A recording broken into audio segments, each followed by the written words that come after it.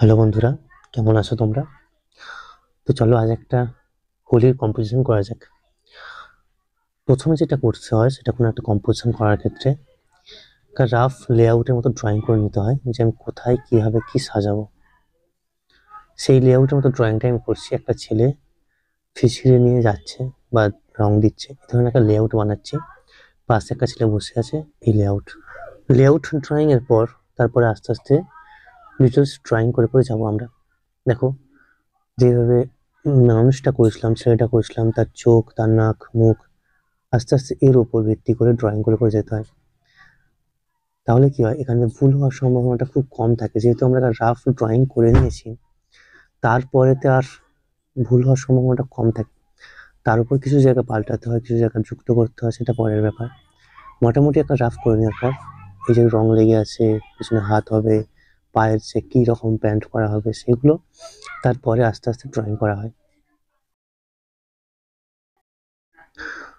ছেলেটা পিচকিরিতে জল রং নিচ্ছে আর ফেলছে, এই ধরনের একটা কম্পিটিশন। একটা বালতি করলাম, রঙের বালতি, কিছু রং পড়ে আছে, আর পেছনে একটা ছেলে বেলুন ফোলাচ্ছে, এরকম টাইপের কিছু একটা ড্রয়িং করব। সো এখানেতে ছেলেটা পেছনেতে আছে, যেহেতু সেটা ওর পরে আছে, একটু ছোট হবে, সেজন্য ড্রয়িংটা আস্তে আস্তে বসে আছে, বসার একটা স্ট্রাকচার, সেরকম ভাবে বসে একটা রং বা বেলুন কিছু একটা করছে রং নিয়ে। বসে থাকা স্ট্রাকচার, পায়ের ড্রয়িং একটু দেখে নেবে।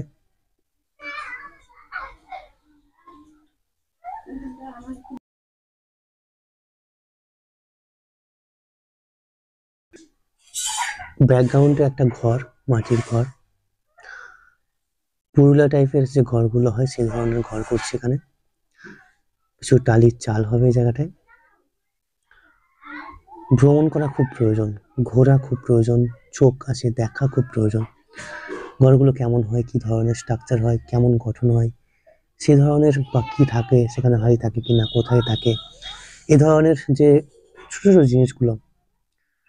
একজন শিল্পী হয়ে ওঠার প্রধান যে দরকারি জিনিসগুলো সেটা দেখা, আগে দেখতে শিখতে হবে যে কোথায় কিরকম থাকে। যে লোকটা ফুচকা বিক্রি করে তার ড্রেস কেমন হয়, ফুচকাওয়ালার কাছে কি কি থাকে, কোন একটা গ্রাম, সেই গ্রামেতে কেমন থাকে, কি ধরনের স্ট্রাকচার হয়, কি ধরনের ড্রেস পরে তারা, এই ধরনের দেখাগুলো খুব প্রয়োজন। এরপরে মেয়ের যে গঠনটা, মেয়ের পাটা, মেয়ের পায়ের যে মুভমেন্ট গুলো, এগিয়ে যাচ্ছে সরে যাচ্ছে, সেই গঠনগুলো আস্তে আস্তে আস্তে আস্তে করে করে যাবে। এই যে লেআউট, তারপর ভিত্তি করে রং লেগে আছে, হাতটা কেমন হবে, হাতের গঠন কেমন হবে, সেগুলো আস্তে আস্তে করলাম। ওকে, এরপরেতে যেটা আসছে এখানেতে দূরের যে ঘরগুলো, রাস্তা করলাম একটা। এরপরে দেখো এই জায়গাটা মনে হচ্ছে না আমি এখান থেকে কিছু একটা করবো, তাই এই এই ফিগারটা আমার এখন আর ভালো লাগছে না, কারণ ডিস্টার্ব করবে ফিগারটা অন করলে। তাই দুটো যে ফিগার আছে এর মাঝখানে কোনো একটা ফিগার করব। তার আগে ঘরের যে টালির চালের গঠনগুলো, সেই গঠনগুলো আস্তে আস্তে করতে লাগলাম। দূরে গাছ কিছু,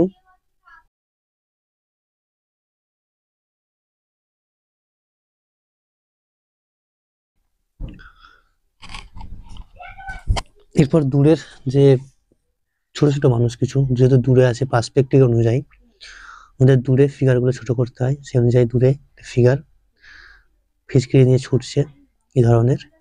আর পাশে একটা লোক বসে আছে, বয়স্ক লোক বসে আছে, সেরকম একটা গঠন করছি। এরপর এটাকে সাজানো, ফিগার গুলো মোটামুটি কমপ্লিট রঙে হবে, সেজন্য ডিটেলস করছি না, রঙেতে করবো। দূরে কিছু গাছ, গাছের লেয়ার, এগুলো আর ড্রয়িং খুব একটা করি না, কারণ এগুলো রঙেতে হবে, শুধু দেখানোর জন্য একটা ড্রয়িং করছি।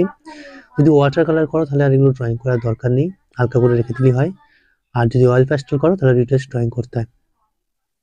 রাস্তা, দূরের রাস্তা, এখানে দূরে একটা ঘর, ঠিক আছে, ঘরের কাঠামো, তারপরে তো ওখানে গাছ হবে কিছু, কিছু জানলা, দূরের কিছু গাছ, হালকা করে করে। যেহেতু দূরের প্রথমে দেখো কাছের যে লাইনগুলো সেগুলো ডার্ক হয়, ডিপ হয়, যত দূরে যাবে তত আস্তে আস্তে পার্সপেক্টিভ অনুযায়ী এগুলো হালকা হয়ে যায়, সেজন্য হালকা করে দূরের গুলো ড্রয়িং করার চেষ্টা করবে। কারেন্টের তার, আর এই জায়গাটায় মাঝখানে একটু ফাঁকা লাগছে, সেজন্য একটা ফিগার দিয়ে দিলাম। তো এইভাবে তোমরা প্রত্যেক দিন চেষ্টা করো একটা করে কম্পোজিশন করার, যাতে ড্রয়িংটা আরো উন্নতি ঘটে। তো আজকের মতো এটুকুই। ভালো থেকো, আবার দেখা হবে আগামী কোনো কম্পোজিশন, আগামী কোনো ভিডিওতে।